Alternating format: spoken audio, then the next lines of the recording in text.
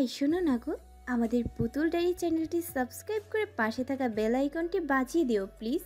আর গল্পটি ভালো লাগলে অবশ্যই লাইক কমেন্ট করে শেয়ার করে দিও। ধন্যবাদ।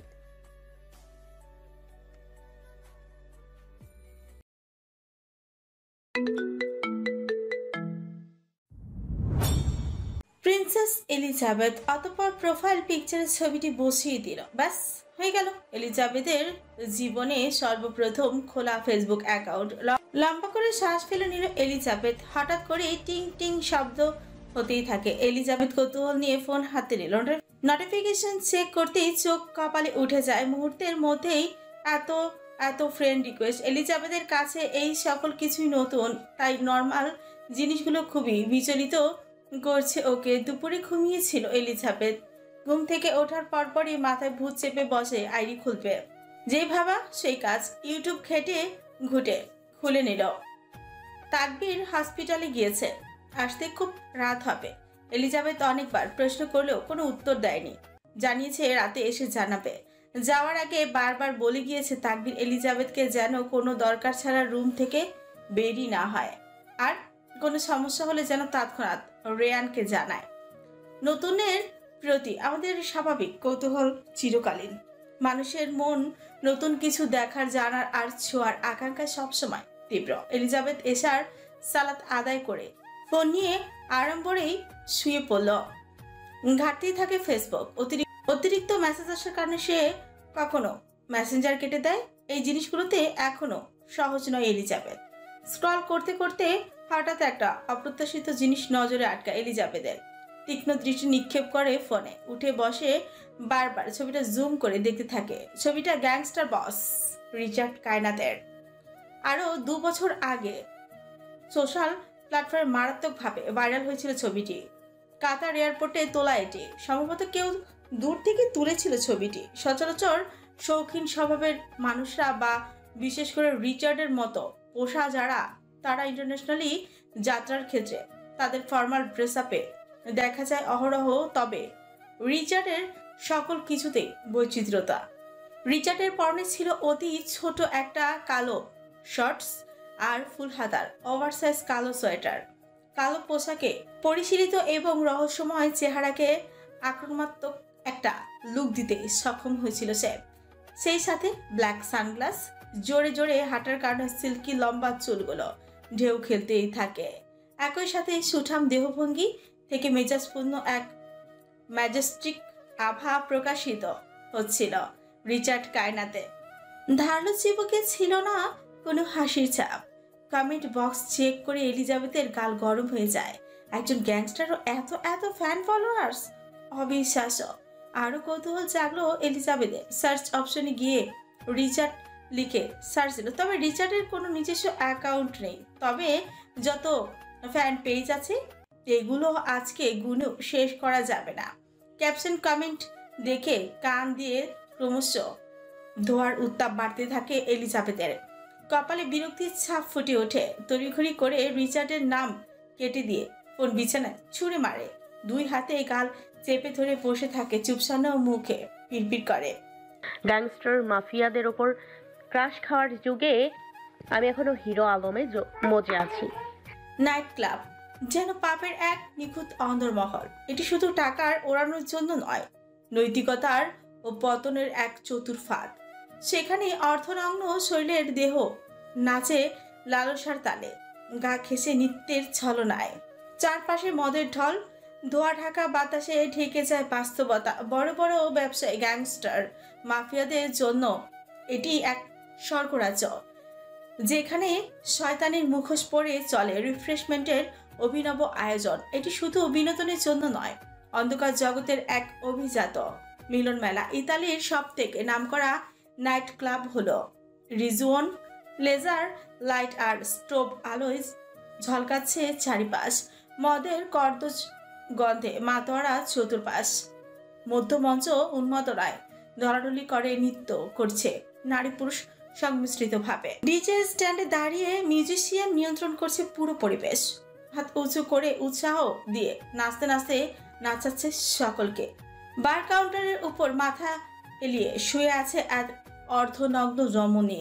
যার শরীরে যা আছে তা পোশাকের নাম মাত্র। ভাঁজগুলো যেন ইচ্ছাকৃতভাবে উন্মোচিত।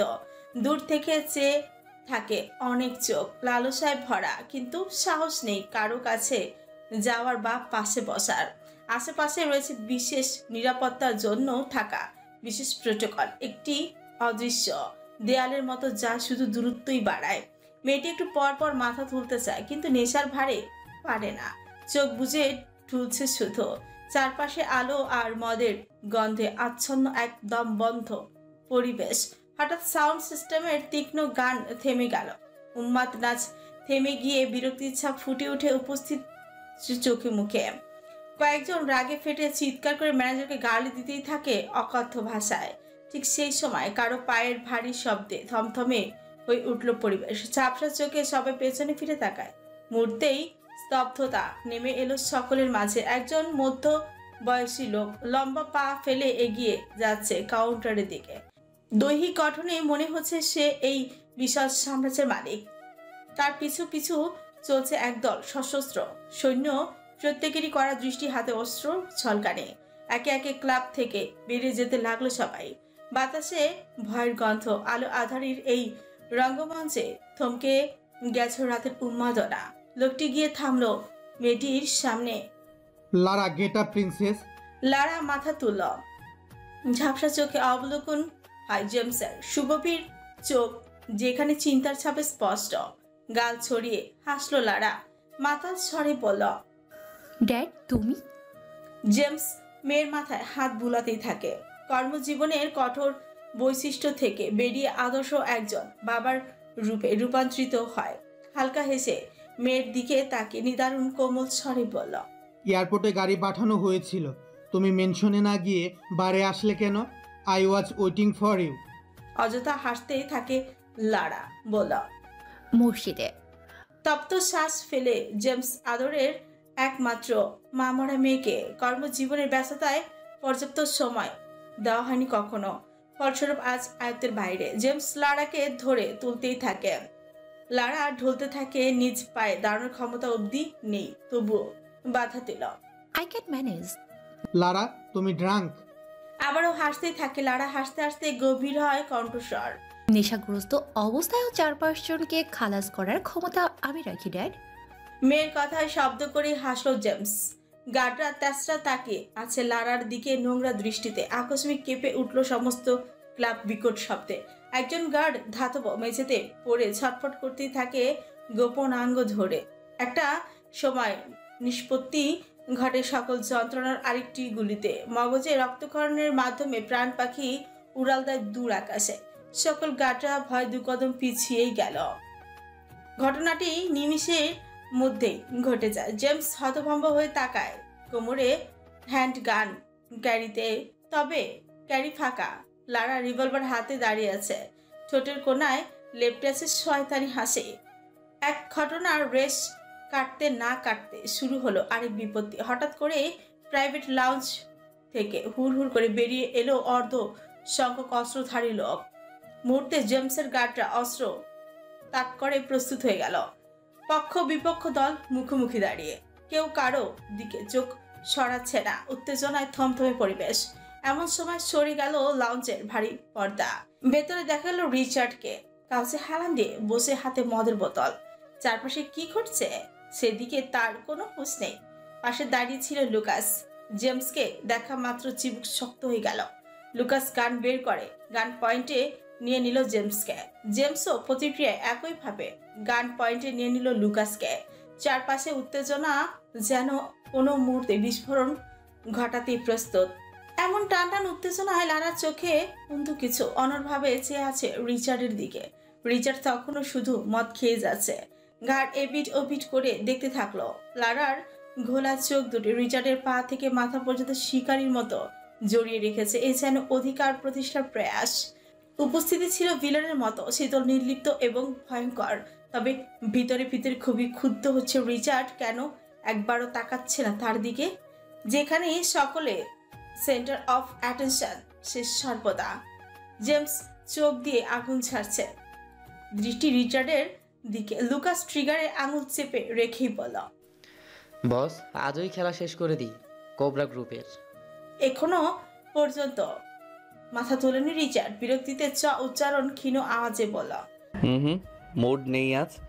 লুকাস কিছু বলতে যাবে তখনই আচানক লারা ঢলতে ঢলতে গিয়ে পড়ল রিচার্ডের পাশে। রিচার্ডের হাত ছিল কাউচের উপরেই ছড়ানো। লারা পাশে এসে পড়ায় আগেই হাত ছড়িয়ে নিল রিচার্ড।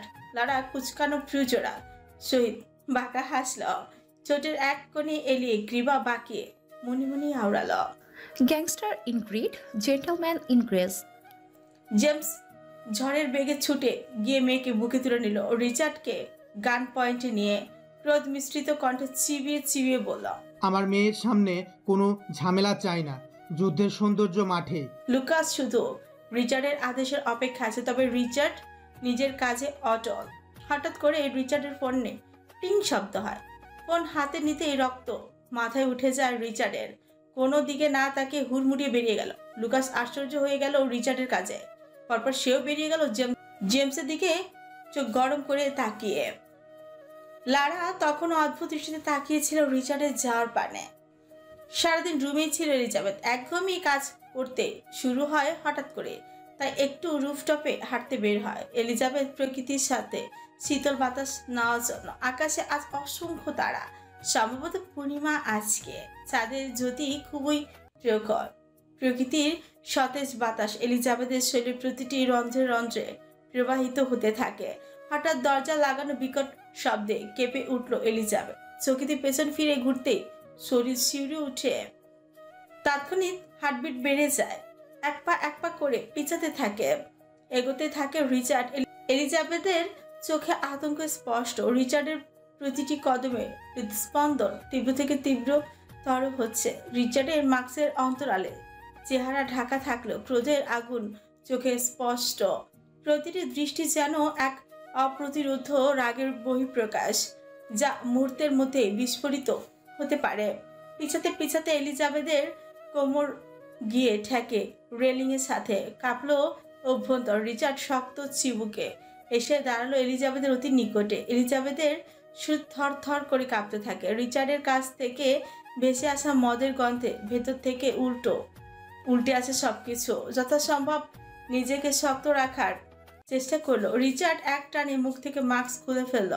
উদয়মান হয় প্রতি মটমট করতে থাকা ধারালো চোয়াল, ইস্পাতের মতন ধারালো গালের কাটা দাগ। শরীর খুব সস্তা হয়ে গিয়েছে না? গলা দিয়ে কথা বের হয় না এলিজাবেথে, বহু কসরতে আওড়ায়। মানে? রিচার্ডের নিরেট ঠান্ডা স্বর। আইডিতে নিজের ছবি কেন? ভয়ের মধ্যেও ললাটে ভাঁজ সুকুঞ্চিত হয়। বুঝতে পারলো না এটা রিচার্ড জানলো কি করে, তাও এত অল্প সময়ের মধ্যে। ভাবনার মধ্যেই হঠাৎ রিচার্ড দুহাত চেপে ধরল এলিজাবেথের কোমর। শরীর জুড়ে যেন বৈদ্যুতিক স্রোত বয়ে গেল এলিজাবেথের। কিন্তু রিচার্ডের পরবর্তী কাজে বুকের ভেতর থাপ করে উঠল। রিচার্ড এলিজাবেথকে রেলিংয়ের বসিয়ে দিল। নিচের দিকে তাকাতে শিউরে ওঠে সমস্ত শরীর। এলিজাবেথ জীবন বাঁচানোর তাগিদে খামচে ধরে রিচার্ডের কোট জুবুথুবু ভাবে কাঁপতে থাকে গরম।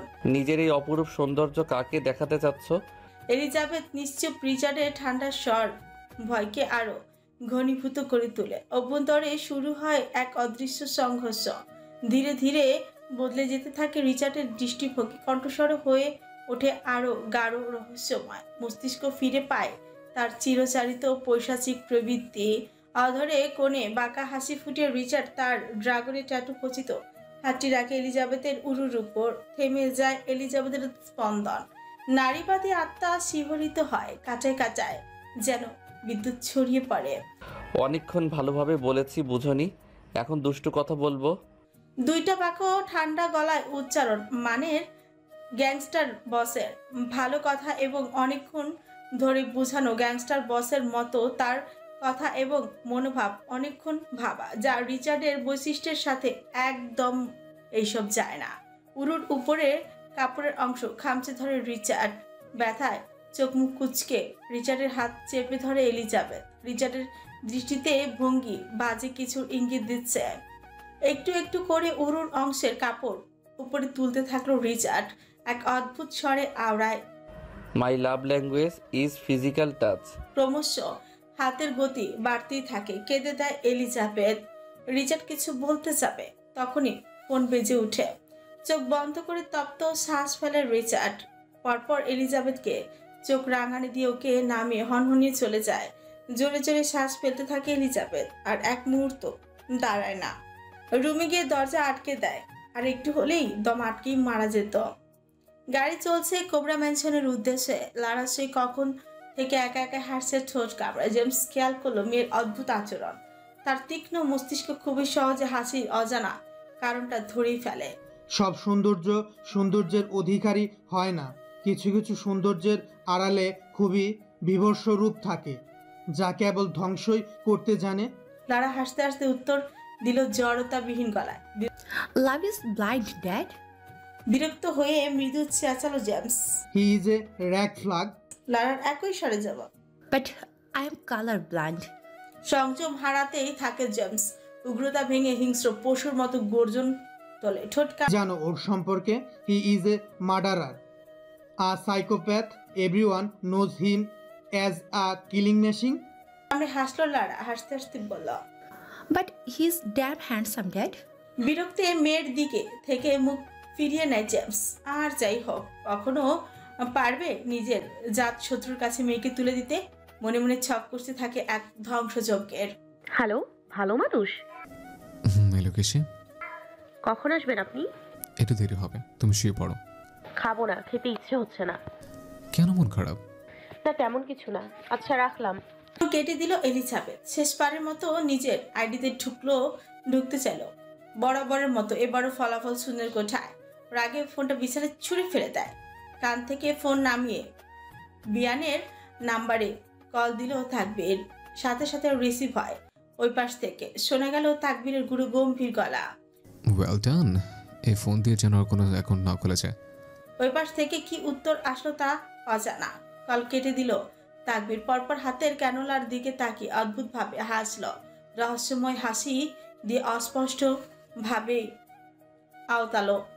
আমার নামে লিখিত সৌন্দর্য শুধু আমি দেখি। ধরিত্রীতে তখন আধারের চাদর টানানো। ঘড়ির কাঁটায় টাইম মার্ক জানান দিচ্ছে সময় তখন 12টা বেজে 14। যদিও দেশীয় কালচারে তখন মাঝরাত, তবে ইতালিতে সবে সন্ধে মাত্র। এলিজাবেথের চোখে ঘুম নেই, বারবার এপাশ ওপাশ হচ্ছে। ভয়ে রাতের খাবারও খায়নি, জড়সড় হয়ে আছে যথেষ্ট। অস্পষ্ট ভয়ের শ্বাসে ঘরটা যেন আরো তিক্ত। চারপাশে চাপা পড়া অনুভূতি তাকে ধীরে ধীরে গ্রাস করছে। চোখ বন্ধ করলে ভেসে উঠছে রিচার্ডের নীল চোখের সেই লাল শালুর দৃষ্টি। গা শিবড়ে ওঠে প্রতিবারই। মনে হয় যেন সেই ভয়ঙ্কর চোখে কোনো অন্ধকার গভীরতা, এক ভয়াবহ চুম্বকীয় শক্তি যা এলিজাবেথকে বারবার টেনে নিয়ে যায় এক অজানা আতঙ্কের দিকে। হঠাৎ করে দরজায় খটখট শব্দ হতেই থাকে। লাফিয়ে শোয়া থেকে উঠে এলিজাবেথ তড়িঘড়ি করে ফোন হাতে নিল।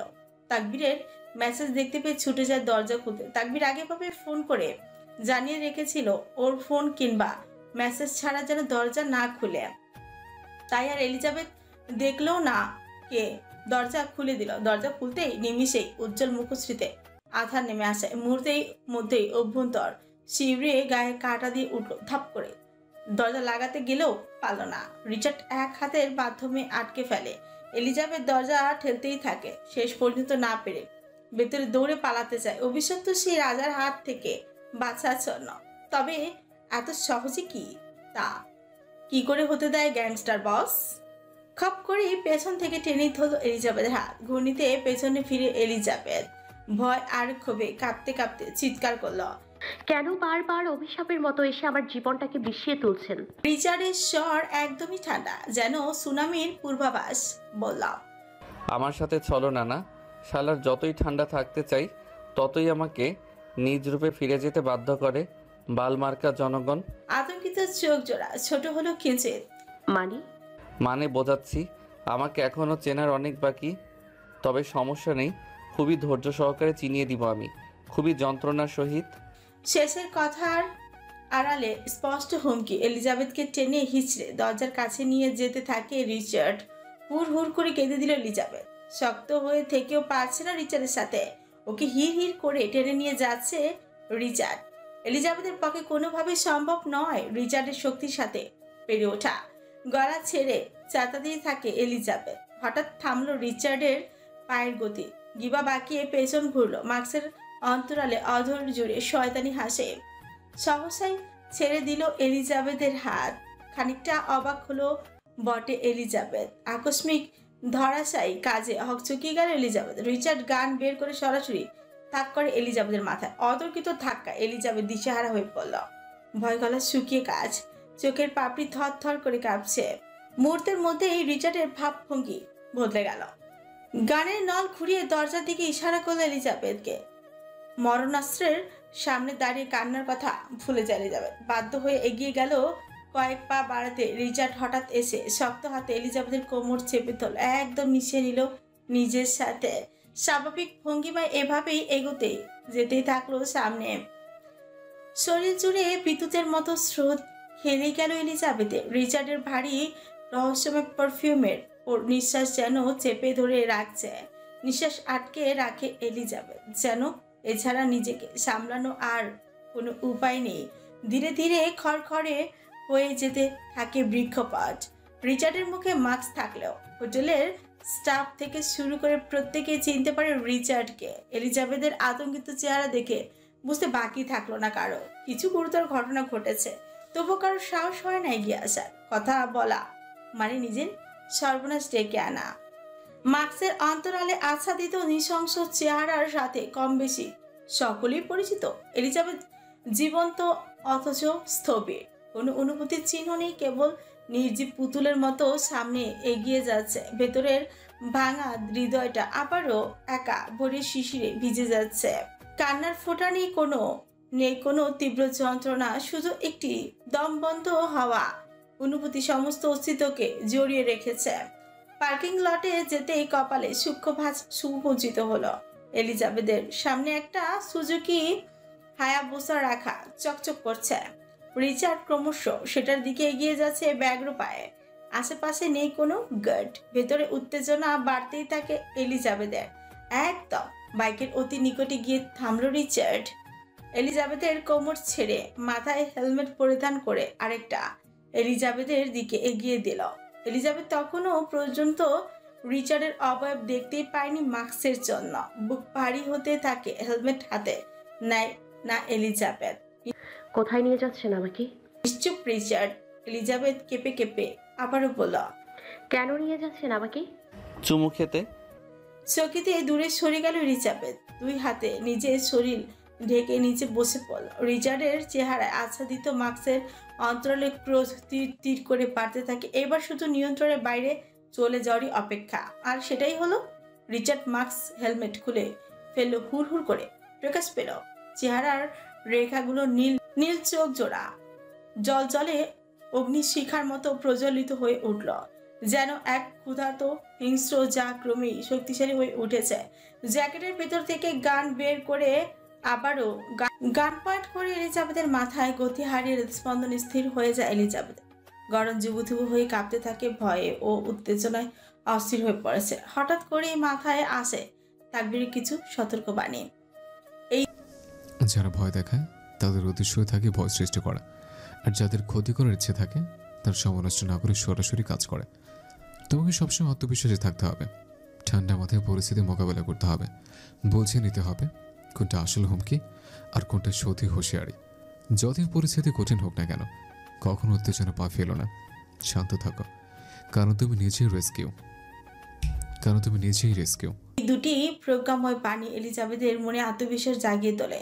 সহসে উঠে দাঁড়ায়। এই কয়দিনে খুব ভালো করেই বুঝতে পেরে গিয়েছে রিচার্ডের উদ্দেশ্য শুধুমাত্র তাকে কষ্ট দেওয়া, নয়তো মেরে ফেলার পরিকল্পনা থাকলে এত সময় নষ্ট করার প্রয়োজনই ছিল না। রিচার্ডের কাছে সেই ক্ষমতা সবসময় ছিল, বিশেষ করে এলিজাবেথের মতো একজন এতিমকে। বাঁকা হাসলো রিচার্ড। গান নামিয়ে আবারও জ্যাকেটে রেখে দিল, আবার এগিয়ে দিল হেলমেট হাতে নিয়েও নিল এলিজাবেথ। তবে আদতেও জানে না এটা কিভাবে পড়তে হয়। চোখ জুড়ে নানান কৌতূহল বস্তুটি নিয়ে এপাশ ওপাশ ঘুরিয়ে ফিরিয়ে দেখতে থাকে। বিরক্ত হয় গ্যাংস্টার বস। সময় নষ্ট করে একদমই পছন্দ নয় গ্যাংস্টার বসের। যা উচ্চারণ করে রিচার্ড হেলমেট নিজেই থেকেই পরিয়ে দিতে এগিয়ে আসলো। রিচার্ড সান্নিধ্যে আসতে গাছ শিউরে ওঠে এলিজাবেথের। রিচার্ড তা বুঝতে পেরে আরো নিকটে নিকটস্থ হলো। উষ্ঠপুচে বক্র হাসে এলিজাবেথ রিচার্ডের বুকের মাঝ বরাবর। এলিজাবেথ নত দৃষ্টি নিবিষ্ট করে রাখে। রিচার্ডের ঠান্ডা হাতের শীতল স্পর্শ গালে লাগতে শরীর জুড়ে তরঙ্গ খেলে গেল এলিজাবেথের। কিছুটা নড়ে চড়ে উঠল, এক অদ্ভুত শিউরে উঠে কেঁপে উঠে বারবার, প্রতিবার রিচার্ডের স্পর্শে।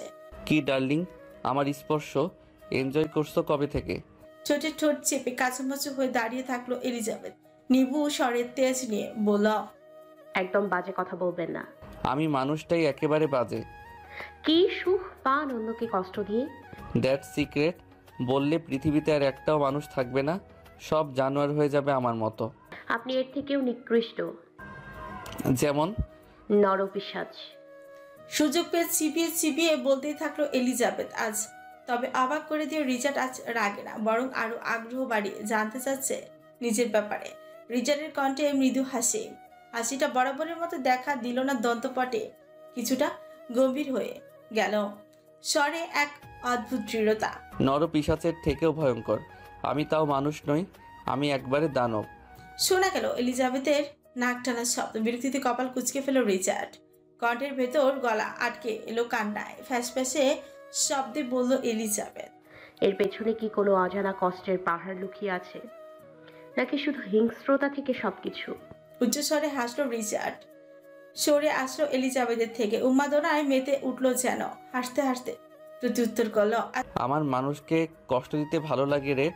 এতক্ষণে মাথা উপরে তুললো এলিজাবেথ। একটু পরপর ভেঙে আসছে ঠোঁট বিষাদে, আবারও চোখ নামিয়ে ফেলে এলিজাবেথ।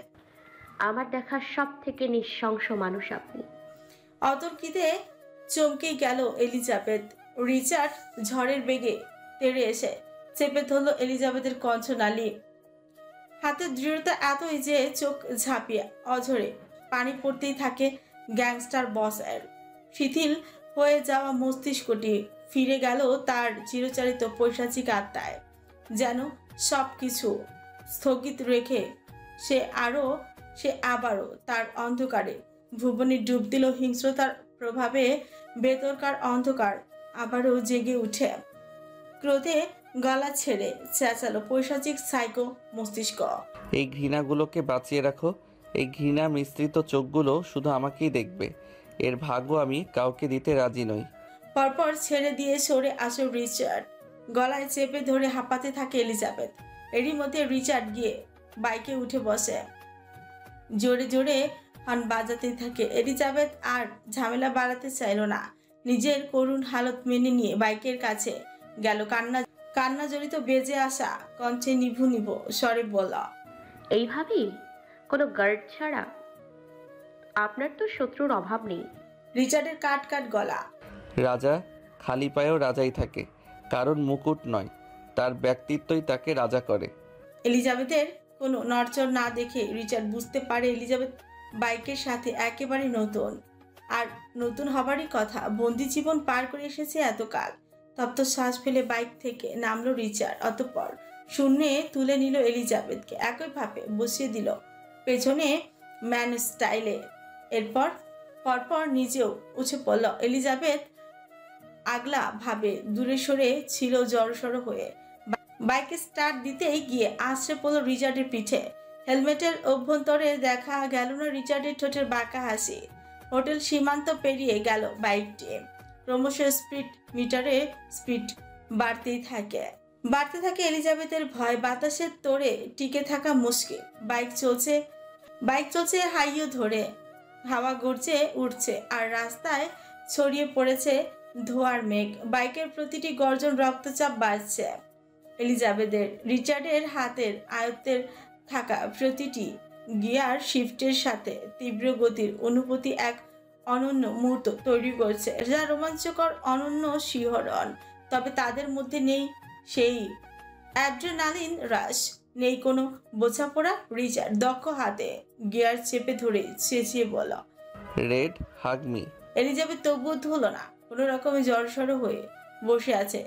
যে কোনো সময় ব্রেক কষলে এলিজাবেথের চান্দি প হয়ে যাবে। ক্ষিপ্ত হয় রিচার্ড, তবে হঠাৎ ব্রেক কষল না। মাথায় শয়তানি বুদ্ধি এঁটে ধীরে ধীরে বাইক থামালো। স্বস্তির নিঃশ্বাস ছাড়ো এলিজাবেথ লম্বা করে ভাবলো এবার হয়তো ফিরে যেতে পারবে। কৌশলে ফোন বের করে তাকবীরকে কল করবে বলে, তবে তার আগেই শোনা যায় রিচার্ডের কর্কশ কণ্ঠ। নামো। উঁচু করে রিচার্ডের দিকে তাকায় এলিজাবেথ। হঠাৎ করে এক ঝটকা খেলো। চোখে মুখে যতই ঘৃণা থাকুক না কেন, তার অচেতন মন রিচার্ডকে অতি সুদর্শন পুরুষ হিসাবে বাহাবা দিতে পিছু হাঁটে না। বিশেষ করে এখন যেন এক প্রফেশনাল বাইক রাইডার দাঁড়িয়ে আছে তার সামনে, যার গুণাবলী শুধু টানে তাকে। তবে প্রতিটি ক্রিয়ার বিপরীত ক্রিয়ার রিচার্ডের সৌন্দর্যের আলো রয়েছে এক নৃশংস রূপ, যা কেবল ধ্বংস আর বিধ্বস্ততা নিয়ে আসে। এক অন্ধকার আত্মা যা সবকিছুর চুরমার করে ফেলে। নামতে বললাম। কেঁপে উঠল এলিজাবেথের কায়া। তড়িঘড়ি করে নিয়ে পড়ল। হঠাৎ হঠাৎ রিচার্ড এলিজাবেথকে কোলে তুলে নিল। আবারও হঠাৎ কি কিছু বোঝার আগে এলিজাবেথকে বসিয়ে দিল ফুয়েল ট্যাঙ্কে। বিস্ময় হতভম্ব হয়ে যায় এলিজাবেথ। ক্রোধ মিশ্রিত স্বরে চেঁচাতে থাকলো, আরে আরে কি করছেন?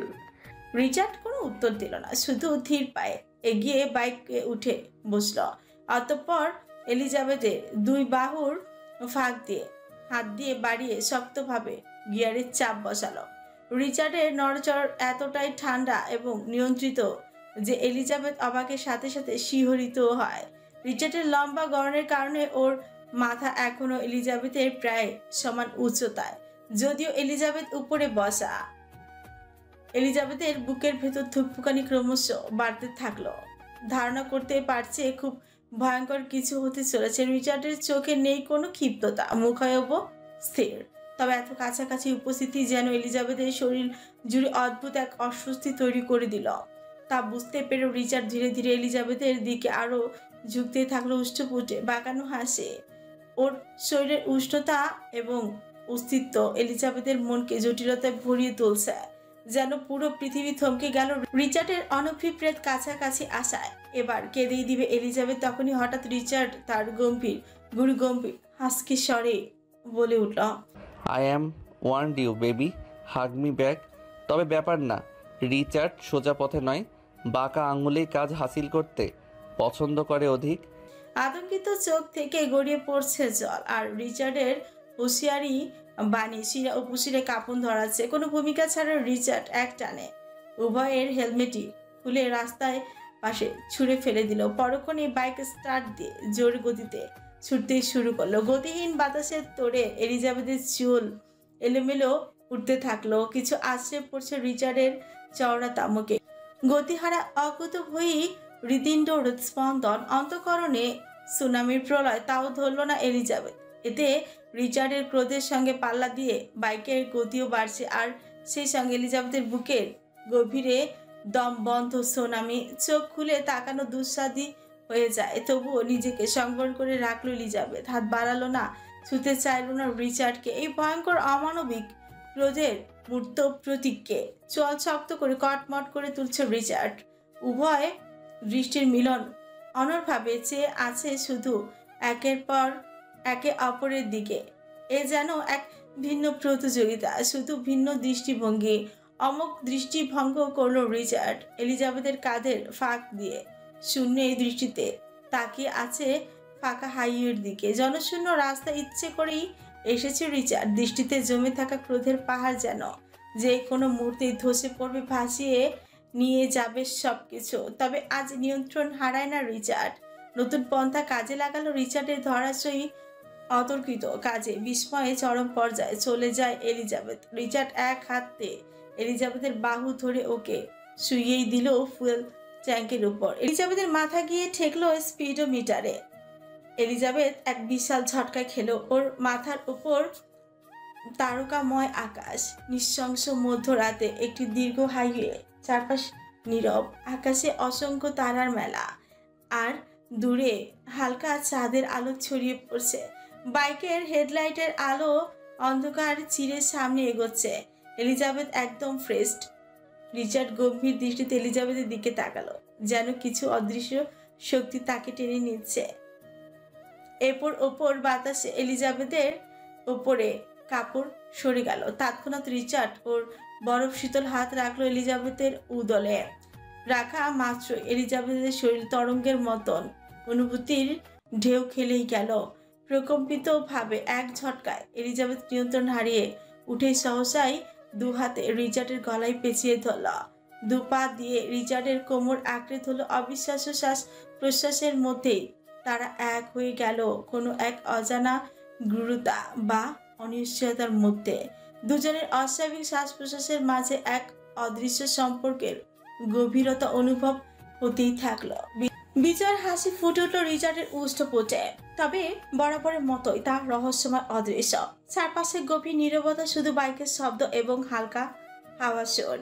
এ যেন রাতের গভীরতা ভালোবাসার নিভৃত অনুভূতির প্রতীক, যেখানে দুটি হৃদয় একসঙ্গে এক অনন্ত যাত্রার পথে এগিয়ে চলছে। তবে আদতেও তেমনটা নয়। রিচার্ড ফাঁকে ফাঁকে ঠোঁট ছোঁয়াতে থাকে এলিজাবেথের গলায়। প্রতিবারই কেঁপে উঠছে এলিজাবেথ। একটা বাস শেল্টারের নিচে গিয়ে বাইক থামালো রিচার্ড। মুহূর্তেই চকিতে সরে আসে এলিজাবেথ। রিচার্ড চোখ রাঙিয়ে কানে ফোন তুলে একটু সাইডেই গেল। ইতিমধ্যে এলিজাবেথের জামা লেপটে গিয়েছে রিচার্ডের পারফিউমের স্মেল। নাক ছিটকাতেই থাকে এলিজাবেথ। কাপড় ঝাড়া ঝাপটা দিতে গিয়ে হঠাৎই করে হুডির পকেট থেকে ফোন পড়ে গেল। এলিজাবেথ যেন নুয়ে ফোনটি তুলতে যাবে, তখনই কোথা থেকে চলে আসে এক পশ্চিমা। ছেলেটি দেখতে তেমন সুবিধা না, দৃষ্টিভঙ্গি মন্দ। এলিজাবেথ তবু সৌজন্যমূলক হাসি দিয়ে ছেলেটির হাত থেকে ফোনটি নিল। মাঝরাতে খোলা আকাশের নিচে এত রূপময়ী একজনকে দেখে ছেলেটি যেন আকাশের চাঁদই পেয়ে গেল। উৎফুল্লতা উপচে পড়ছে চোখে মুখে। Are you Italian? আইটাই করতে থাকে এলিজাবেথ।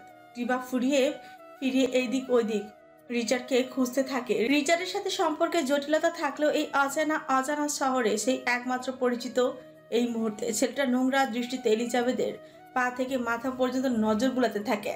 হেই, আমতা করতে থাকে এলিজাবেথ।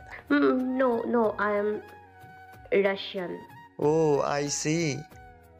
আরো কিছু বলার প্রয়াসে মুখ খুলতে যাবে ছেলেটি, তখনই পেছন থেকে শক্ত থাবার শিকার হলো রিচার্ডের ব্যস্ত বিদ্যুৎ বেগী চাহনি দেখে এলিজাবেথের ষষ্ঠ ইন্দ্রিয় আগাম বার্তায় জানান দেয়, এখানে মহাপ্রলয় শুরু হতে চলেছে। কোনরূপ সময় ব্যয় করে না রিচার্ড। লম্বা পায়ের এক লাথিতে সাদা চামড়ার ছেলেটিকে ফেলে দিল পিচ ঢালা সড়কে। মুখ থুবড়ে পড়ল ছেলেটি। সহসায় মাথা তুলতে না তুলতে রিচার্ডের বন্য পানির মতো হামলা পড়ল ছেলেটির উপর। এলোপাথারি ঘুষি মারতেই থাকে মুখে, আর গর্জন তুলছে। মারতে মারতে মুখ থেতে দিয়েছে ছেলেটির, তবুও খুব মিটে না। এলিজাবেথ ছুটে আসলো ছেলেটিকে বাঁচানোর জন্য। রিচার্ডকে টেনে সরাতে চাইল, তবে তাতে একটু সরেনি রিচার্ড। হঠাৎ করে ছোট্ট তীক্ষ্ণ পকেট নাইফ বের করে রিচার্ড কোনো রকম হুঁশিয়ারি ছাড়াও সজোরে ঢুকিয়ে দিল ছেলেটির চোখের ভিতর। কিছু রক্ত ছিটকে গিয়ে পড়লো এলিজাবেথের হাতে। চকিতেই দূরে সরে যায় এলিজাবেথ। ছেলেটি হাত পা ছুঁড়ে ছটফট করতে থাকে। এই চোখ দিয়ে তাকিয়েছিস না? রিচার্ড অনবরত ছেলেটির চোখে আঘাত করতে থাকে। ফিনকি দিয়ে রক্ত ছুটে যাচ্ছে গোগ্রাসে। ছেলেটি গলা থেকে কর্কশ গোঙানি বের করে দুর্বল গলায় কাতরাতেই থাকে। রিচার্ডের মুখ লেপ্টে লাল রক্তে ঢেকে গেছে, যেন এক অদ্ভুত আনন্দে মাতাল হয়ে উঠেছে।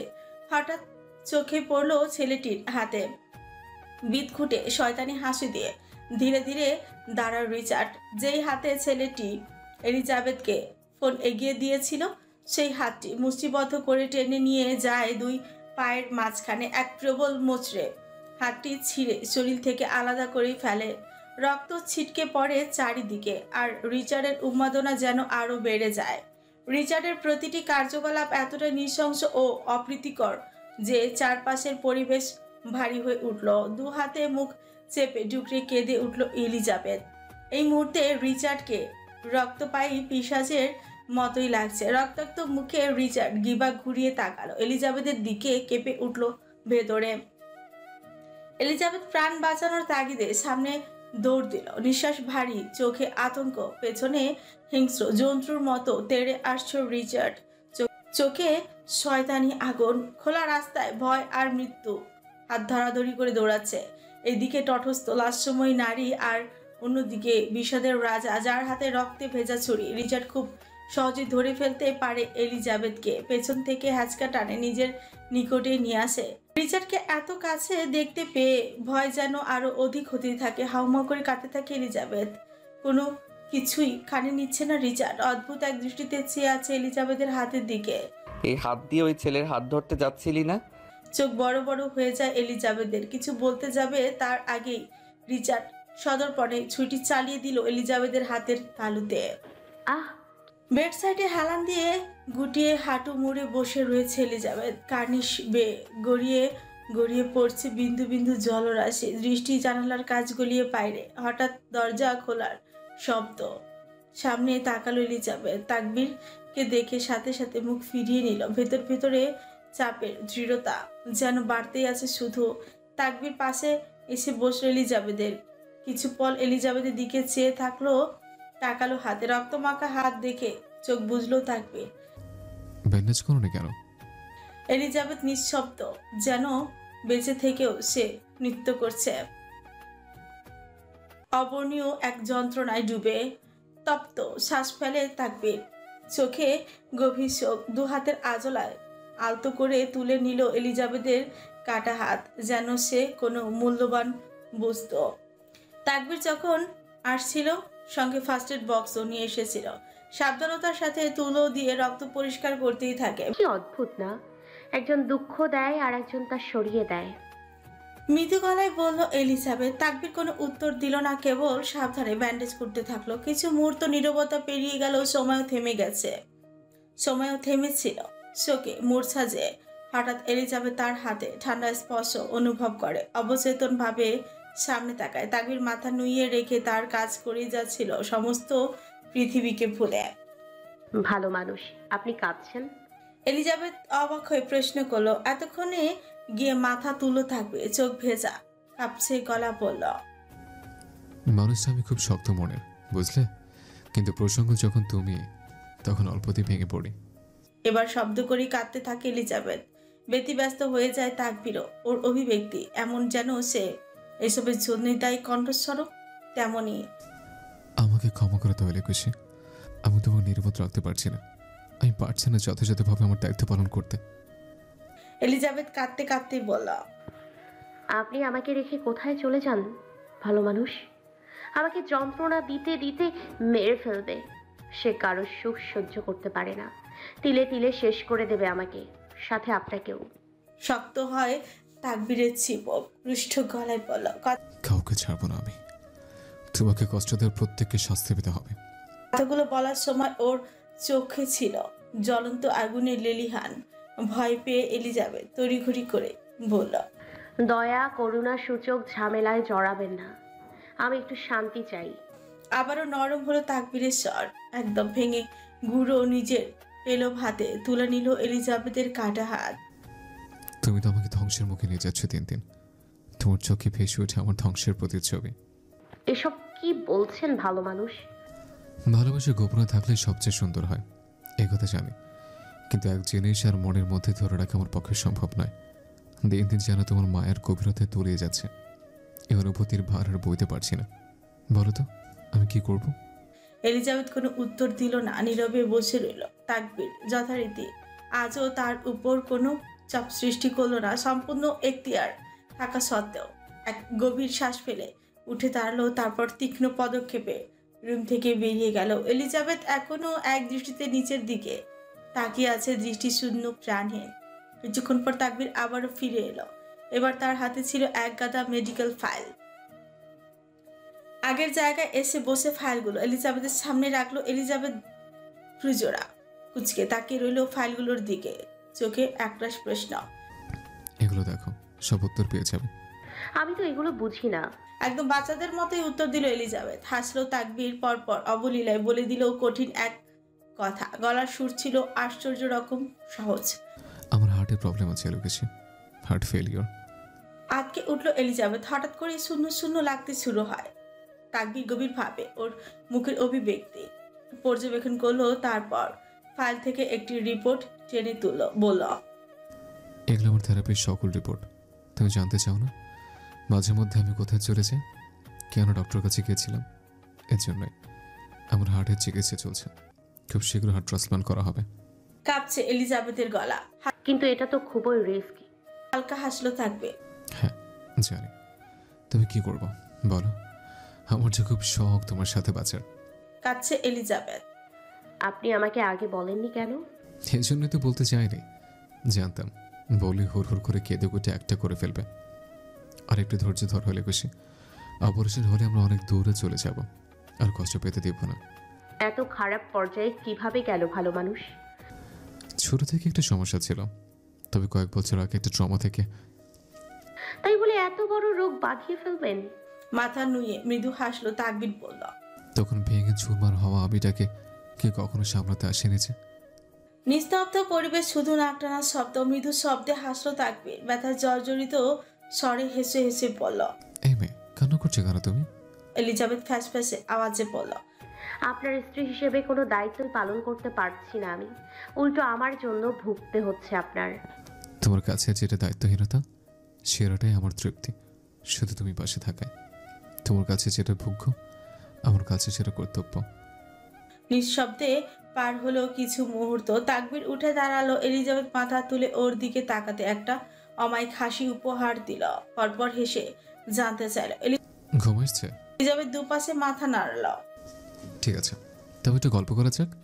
বারান্দায় যাও তুমি, আমি গরম গরম 2 কাপ কফি নিয়ে আসছি। শোনা মাত্র এলিজাবেথ তড়িঘড়ি করে বিছানা থেকে উঠে গেল। আমি যা। চোখ রাগানি দিয়ে থামিয়ে দিল তাকবির। চুপসে গেল এলিজাবেথ। তাকবির নিজে হসপিটালে থাকলেও রেয়ানকে রেখে যায় এলিজাবেথকে দেখায় রাখার জন্য। রিচার্ড যখন আসে তখনই তৎক্ষণাৎ খবর তাকবিরের কাছে চলে যায়।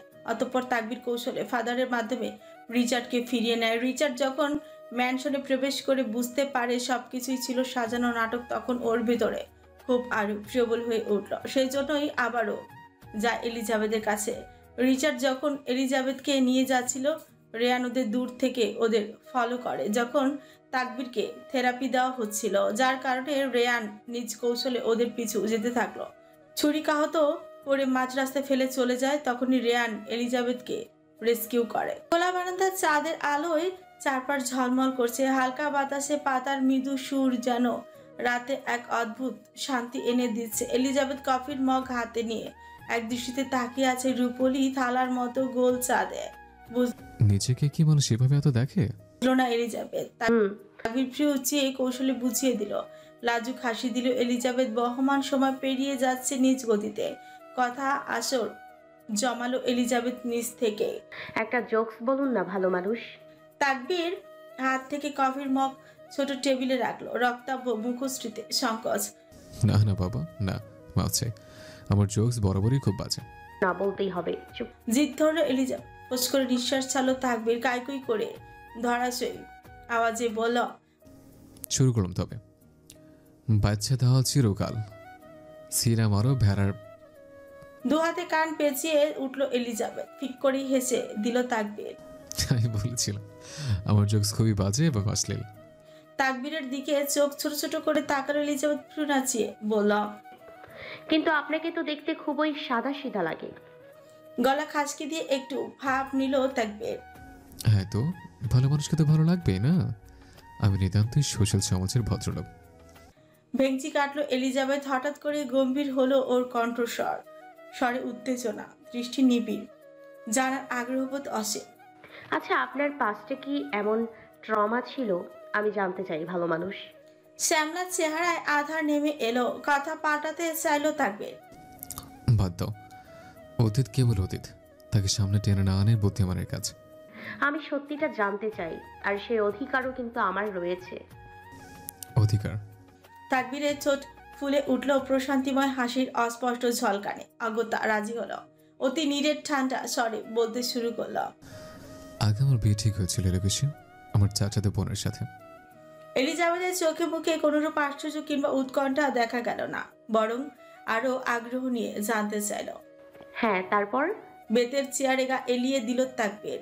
পূর্ণ দৃষ্টি আকাশে নিক্ষেপ করে বলতে শুরু করল। ঘটনা 5 বছর আগে। বিয়ের বয়স বেরিয়ে যাচ্ছিল, আর আব্বু বিয়ের ব্যাপারে খুবই তৎপর ছিলেন। তাই আর দ্বিমত না করে রাজি হয়ে গেলাম। তৃষ্ণা ছিল আমার মেজর চাচার মেয়ে। ওদের তুলনায় আমরা অনেক সচ্ছল ছিলাম। তবে এসব নিয়ে কখনো মাথা ঘামায়নি। ভেবেছিলাম টাকা পয়সা দিয়ে সুখ মেলে না, নিজের যা আছে তাতেই সংসার চালিয়ে নেওয়া যাবে।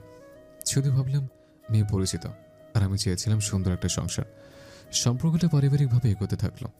একসময় জানলাম তৃষ্ণা আমাকে আগে থেকে পছন্দ করত। ধীরে ধীরে সবকিছু ঠিকঠাক হতে লাগলো। আমাদের এঙ্গেজমেন্ট হলো। এক সময় ঘুরে বিয়ের শপিংও করলাম। আমার জীবনে আগে কখনো প্রেম আসেনি। তৃষ্ণার প্রতি ভালোবাসা না জন্মালেও তার প্রতি এক ধরনের বিশ্বাস তৈরি হয়েছিল। আমি কল্পনায় সাজাতে লাগলাম ফুল বাগানের মতো সুন্দর এক সংসার। ধুমধাম করে বিয়ের আয়োজন করলাম। মেহেদি, হলুদ সবকিছু ঠিকঠাক হলো। অবশেষে এলো সেই বিশেষ দিন। যেহেতু আত্মীয় তৃষ্ণার বাসার কাছে ছিল, সকাল থেকে বিয়ের প্রস্তুতি নিতে ব্যস্ত ছিলাম। ঠিক তখনই খবর এলো তৃষ্ণা হঠাৎ অসুস্থ হয়ে পড়েছে। ওকে নিয়ে দ্রুত হাসপাতালে গেলাম। তারপর যা শুনলাম তার জন্য কেউ প্রস্তুত ছিলাম না। আমার সমস্ত স্বপ্ন এক মুহূর্তে ভেঙে গেল, আলো নিভে গেল, আর সেই দিন থেকে জীবনটা অন্যরকম হয়ে গেল। কি এমন হয়েছিল সেদিন? তাকবীর এলিজাবেথের কৌতূহল দৃষ্টির দিকে ফিরে ফিচেল হাসল, অথচ বুকের উপরই ভারী পাথর, নিঃশ্বাস আটকে আসছে। তাকবীর আবারও আকাশে দৃষ্টি নিক্ষেপ করে।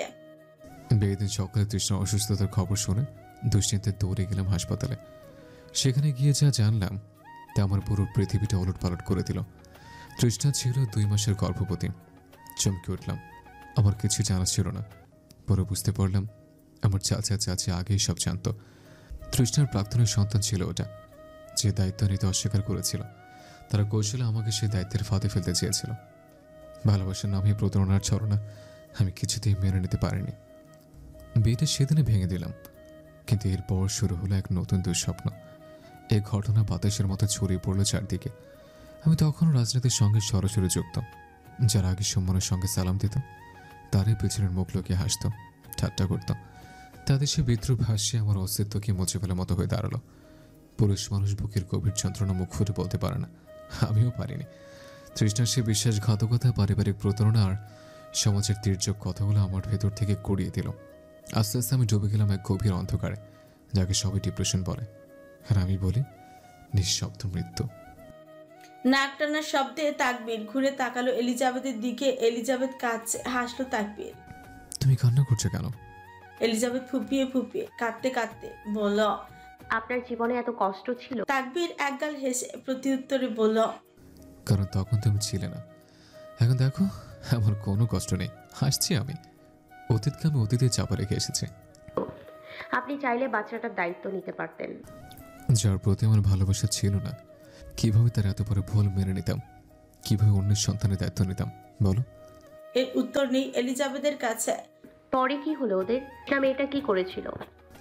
আত্মহত্যা করেছিল। বেঁচে আছে? না। আর আপনার চাচা চাচি? ওরাও নেই। মানে? এলিজাবেথের নাক টিপে দিল তাকবীর। এত কৌতূহল কেন? ওরা পরবর্তীতে ওদের সমস্ত জায়গা জমি বিক্রি করে দেশের বাইরে চলে গিয়েছে। ও। স্বস্তির নিঃশ্বাস ছাড়ে এলিজাবেথ। তাকবীর আবারও গা এলিয়ে শুলো, অদ্ভুত এক দৃঢ় গলায় বলল, সাদা চামড়ার অনেক দাম, বুঝলে লোকে সে। একজন শ্যাম বর্ণের পুরুষের চাহনি যেন গভীর রাতের অন্ধকারে হারানো এক রহস্য। এই চোখের মায়ায় যে নারী ঘায়েল হয়েছে কেবল তিনি জানেন।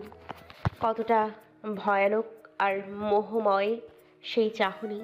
এলিজাবেথ এক দৃষ্টিতে তাকবীরের দিকে তাকিয়ে থেকে বলল, চোখে এক অপ্রার্থিব আকর্ষণ। তাকবীর চকিতে ফিরল এলিজাবেথের দিকে। ভেতরটা কেঁপে উঠল। এলিজাবেথের গভীর চোখের ভাষা যেন সময় থামিয়ে দিল। তাকবীরের মুখে মিশে গেল বিস্ময় আর অদ্ভুত এক আনন্দের রেখা। পরপর কয়েকটি গভীর শ্বাস ফেলে মৃদু কণ্ঠে বলে উঠল, তুমি কি হয়েছিলে ঘায়েল আমার শ্যামকৃষ্ণ গপ্পরে? শব্দগুলো বাতাসে ঝংকার তুলল, আর সময় যেন চুপ করেই দেখলো তাদের। খিলখিলিয়ে হাসতে থাকলো এলিজাবেথ। সোজা হয়ে চেয়ারে 2 পা তুলে বসলো। পরপর গদগদ বচনে শব্দে বলতে থাকলো, তবে এটা এতদিন একটা সিক্রেট ছিল। আপনি ছিলেন আমার কিশোরী জীবনের প্রথম ভালো লাগা। ঠিক